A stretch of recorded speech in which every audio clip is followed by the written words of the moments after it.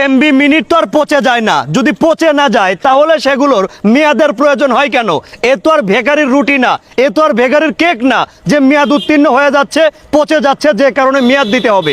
MB minute GB, এই যে internet এবং এই যে মিনিটগুলো আমরা টাকা দিয়ে, আমাদের কষ্টের টাকা দিয়ে কিনি, সেগুলোর আবার মেয়াদ থাকবে কেন?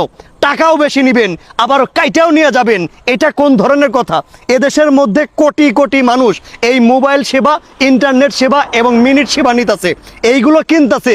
যদি 1 টাকা করেও কেটে নেয় তাহলে বোঝেন কত কোটি টাকা কেটে নিতেছে। এই বিষয় নিয়ে আপনারা কথা কেন বলেন না?